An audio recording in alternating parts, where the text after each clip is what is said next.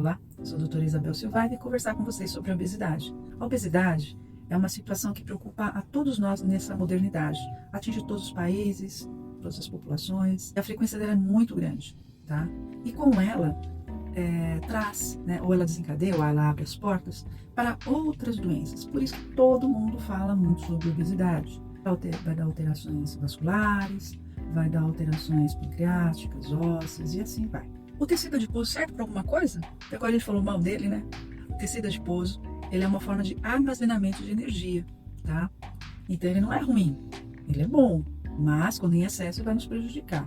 O tecido gorduroso, adiposo branco, né, que é o visceral que a gente se preocupa mais, ele é um tecido que vai produzir substâncias inflamatórias, tá? Que são as citocinas ou adipocinas, né? De adipócitos.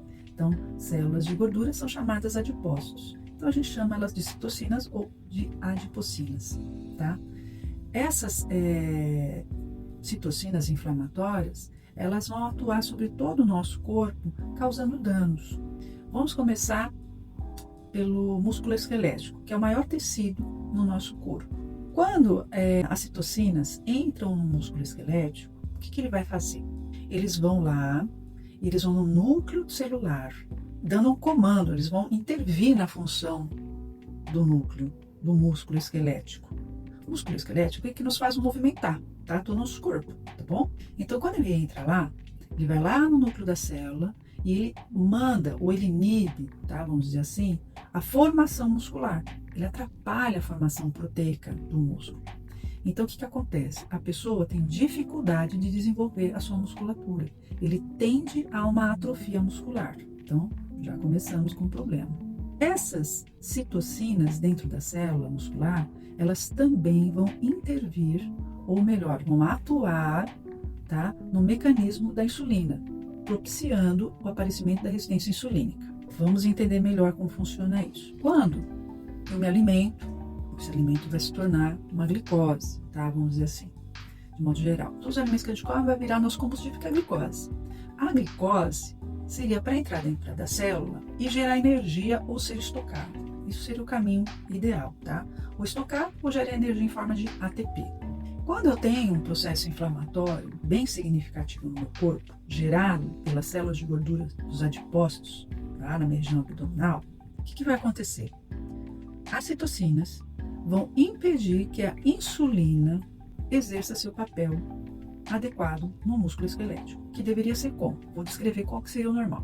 Vamos imaginar que eu comi, veio a glicose, faz de conta que aqui é a célula, tá? Aqui dentro é a célula, aqui é a corrente sanguínea. Então, vai lá a glicose, vai lá na superfície da célula e ela deveria entrar.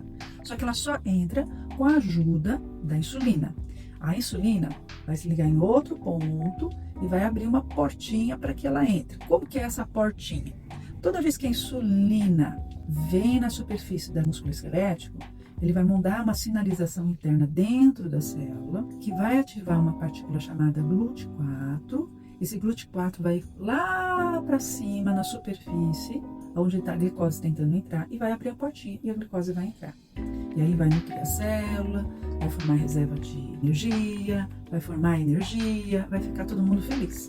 A insulina, quando se liga na superfície da célula, além de fazer essa ativação desta partícula que é muito importante, que é o GLUT4, para a nutrição e o estoque de energia, ela também vai estimular o núcleo da célula para produzir proteína, ajudando o desenvolvimento muscular, né, do músculo esquelético, do nosso corpo. Quando eu tenho as citocinas, tá, que são essas substâncias inflamatórias, esse circuito de insulina, GLUT4, que migra para a superfície, que vai também atuar no núcleo, favorecendo a formação de proteína, ele fica comprometido. Mas fala, doutora, mas e aí? Vai ser isso mesmo? Vou ficar desse jeito? Não tem jeito? Não, tem jeito, lógico que tem, né? Quando a gente faz uma alimentação mais regrada, sem excessos, a gente também vai formar menos tecido adiposo, tá? Quando a gente diminui o tecido adiposo, a gente vai formar a adiponectina. A adiponectina, ela é muito legal. Ela reduz, tá, o processo inflamatório, ela diminui a pressão arterial, ela promove uma saúde dos vasos sanguíneos, tá? Que a gente fala que é o sistema endotelial, tá? Então, conforme a gente emagrece, essa outra substância benéfica sobe. tá? Ele é bem proporcional. Na hora que o tecido gorduroso sobe, ela diminui. Então a gente precisa gerar isso, né? Essa queima de gordura. Outro ponto também que a gente tem que lembrar, que o tecido adiposo, ele faz todo esse estrago, mas quando eu faço exercício, eu vou produzir irisina, tá? Guardem esse nome. A irisina, o que ela faz? Ela vai entrar nas células, ela foi produzida a partir do músculo esquelético através do exercício. Então, toda vez que eu faço um exercício, seja ele qual for, desde que tenha movimento, eu vou produzir irisina. A irisina vai dentro da célula, lá na mitocôndria, melhora o funcionamento da mitocôndria, aumenta o número de mitocôndrias. Pessoal, mas o que a mitocôndria tem a ver com isso? A mitocôndria é como se ela fosse uma usina de energia dentro da célula. Ela que dá energia para a célula fazer todas as suas tarefas, funções. Então ela melhora pra caramba. Quando ela faz isso, ela também vai fazer no tecido adiposo. E quando ela faz esse processo, ela pega a célula do tecido adiposo que era branco e começa a transformá-lo em bege. Esse tecido adiposo bege é muito parecido com um tecido marrom. O tecido adiposo marrom que nós temos em pequena quantidade e que ele vai diminuindo conforme a gente vai ficando idoso, ele é muito benéfico ao corpo. Por quê? Porque ele produz calor, ele é termogênico, ele promove uma queima. Geralmente está na região assim, interescapular, região posterior, então ele é pouco, mas quando eu faço exercício, quando eu mudo a condição do meu tecido gorduroso visceral, o meu tecido visceral começa a agir como se ele fosse marrom, então ele muda, né? Em vez de produzir coisas inflamatórias, ele para. Então é muito interessante, então é muito legal esse processo todo, tá? Da gente ver. Vou só voltar um pouquinho atrás, lembrando das citocinas, e que ele também, o tecido adiposo, vai produzir substâncias que vão propiciar a lesão dos vasos sanguíneos, do sistema endotelial. E essa condição pode propiciar processos trombóticos. Não é que todo mundo que é gordinho vai ter trombose, não é isso, tá? Mas ele favorece. Então, às vezes, você vê, né, pessoas com mais idade, com problema de trombose, às vezes tem um excesso de peso, a gente acha que não tem nada correlacionado, às vezes a pessoa já tem uma genética desfavorável, histórias familiares de problema vascular. Então, se a pessoa ganha peso, ele acentua a chance de ter um processo trombótico, porque o tecido gorduroso ele vai produzir essas substâncias que lesam o endotélio, que causam uma vasoconstrição. O que é uma vasoconstrição?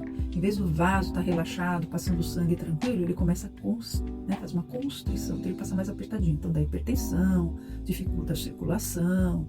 Então a gente tem que pensar que o emagrecimento é importante, não é estética, é saúde. Naturalmente, se você emagrece, você vai ter uma melhor estética. Mas a gente deve emagrecer sem uma tonificação muscular? Não, só emagrecer em volume não vai ser benéfico. Às vezes você está desnutrindo, lembra? Né? Que às vezes a gente pode ter uma atrofia muscular por outros motivos, mas de repente você começa a emagrecer sem preparar devidamente o seu corpo de forma nutricional, através dos exercícios, através da hidratação, você pode promover um estágio de doença. Então é necessário que a base do emagrecimento seja o tratamento que você for fazer, esteja acertado. Qual é a base? Alimentação correta.